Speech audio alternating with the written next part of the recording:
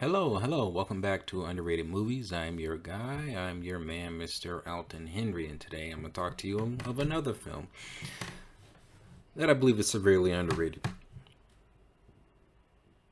In fact, the more I'm thinking about it, I think another film that this filmmaker directed, I think there's another film I'm thinking of it's underrated, but I'm going to talk to you about The House of Flying Daggers. Is a 2004 wuxia romance film directed by Zhang Ziyi, starring Takeshi Kanshiro, Andy Lau, and Zhang Ziyi, about a exotic blind dancer who is secretly a member of the House of Flying Daggers, and she is caught between her love interest, and this is some of the spoiler of the plot. All right, so she is kind of caught between her love for the undercover cop who's trying to help infiltrate the House of Flying Daggers, and also a another cop who's potentially a secret member of the House of Flying Daggers.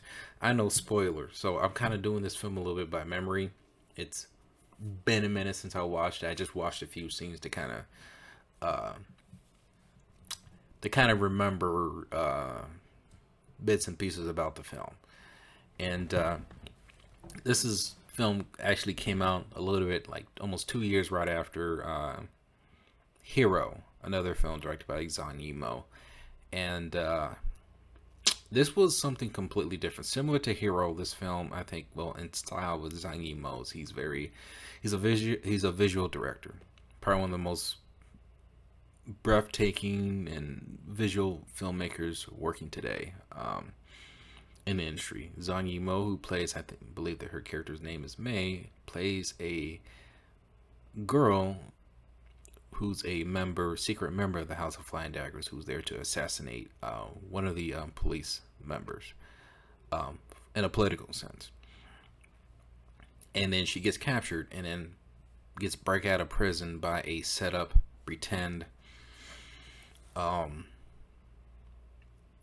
police breakout by another undercover agent who soon falls in love with her, and well, I don't blame him. Not Zhang Ziyi is beautiful. Like, Jesus, she's beautiful. Beautiful.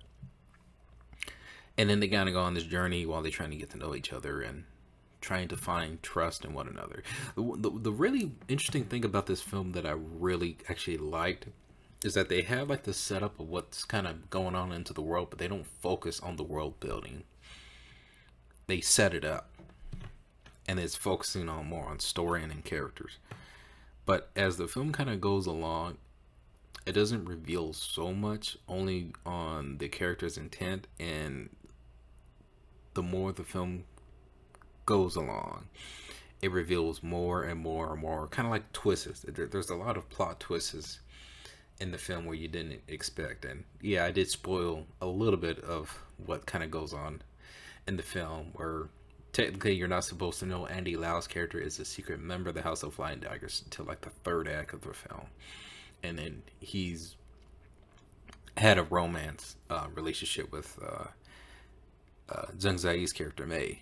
And it does put out a very, I guess, very conflicting circumstance with these characters. Of it's a love triangle. It's a love triangle wuxia adventure film, and it does get to the point where when you're watching the film, when you understand more about the characters' feelings and their you know, the love that these characters have for one another, you really kind of it's more about their story and the love triangle that kind of takes place in the film. So anything that deals with the overall story of the world building takes pretty much secondary. It takes a back burner because it's not really the focus of the film.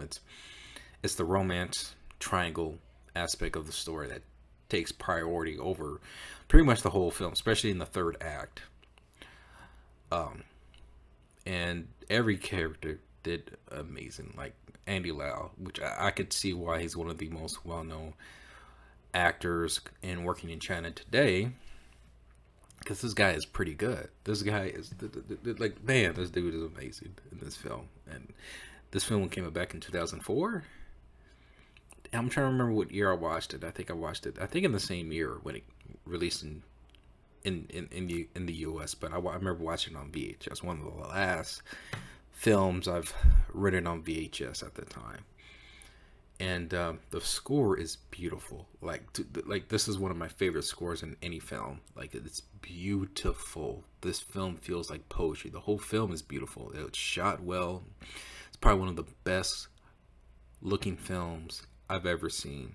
The fight scenes are just memorable. Each fight scene kind of stood out on its own, but there's some that are better than others. The fight scene, the bamboo fight scene, I think it's completely out of this world. Probably one of the best martial arts and beautifully shot fight scenes that I've ever seen. It feels like a dream when you're watching this. It feels like a whole other world when you're watching this scene. The fight scenes get really intense, especially when it's with, Zhang Ziyi and Takeshi Kanshiro, who's trying to escape the police, which, as the film kind of goes along, you realize, this is somewhat of a setup when it comes to trying to earn the trust of Zhang Ziyi's character, Mei, and, trying to infiltrate or finding out where the House of Flying Dagger members are. And then the final fight scene, where I'm gonna tell you right now, it's very poetic. It's a very poetic sequence, and if you've seen the last fight scene, which is, I think it's one of the best finales I've seen in any film, because it gets you to where when you understand these characters' motives and the reason that they're fighting for, and then you see the end result for it, your heart just breaks. Can't we all just love one another? I mean, love is a powerful thing. It really gets people to trigger very high emotional responses. That's kind of what I'll say with that. And I mean, the scene's on YouTube, but I remember when I watched the scene, and when that scene ended, of the tragic results that happened, my heart just sank. It sank so bad, because that's how powerful this film is, and I really love it. I'm really starting to miss this. You don't really see it in much of American action films, but I love it when an action film tries to be seriously dramatic, in a sense to where you feel the character's motivations. You don't normally get that. Maybe in certain action films, somehow they are able to do it, but they make it to where you like the characters to make it relatable to everybody. I didn't feel like this film with the characters, they make the characters relatable, but you understood the feeling of what they're going through, what they're feeling, and what sometimes we desperately want when it comes to love and affection, and you feel that. And then seeing the end result, how this film ends, you feel a sense of lost, and just beauty in a sense, but beauty in a sense where it's tragic. It's something to where it leaves you scarred, but it's something to where I think you're longing for that feeling of love, especially how they portrayed it here in this film. I do love Zhang Ziyi's character in this. It's probably one of my favorite films of hers. I would like to see more of her films in China. I know recently she's been in some American films, but anything too memorable.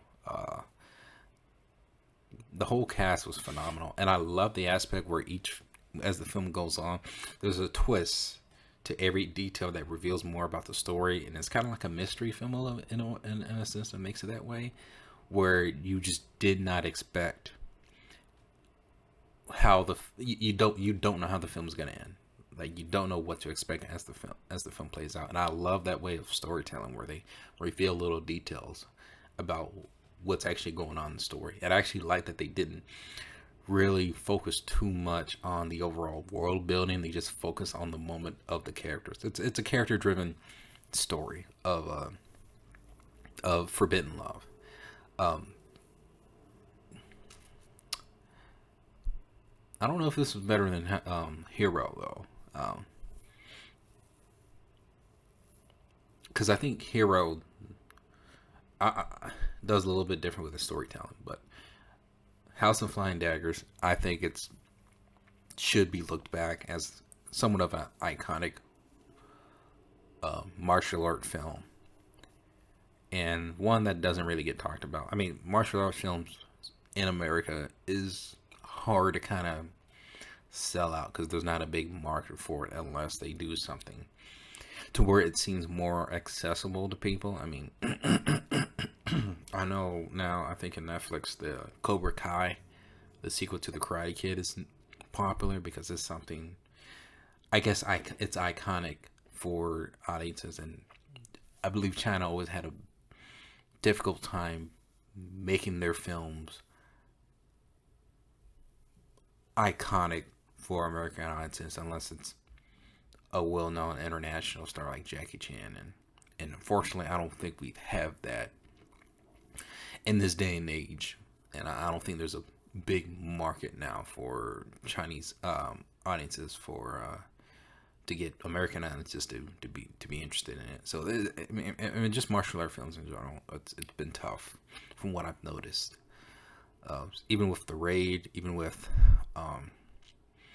other films, because there's so much, and even with now with the streaming, I think it's hard to really get that market out there. And if you're looking for a good martial art film, I would recommend House of Flying Daggers and more of Zhang Yimou's work. I haven't seen a lot of his films. I've probably seen 4. I've seen Shadow. I've seen Curse of the Dragon or something with Chow Yun-fat, and then Hero. But this one, I would say, is probably his most accessible when it comes to mainstream audiences for looking for a good martial arts film. House of Flying Daggers. Comment below if you have seen it, what you thought about it, and let me know what is your favorite underrated movie.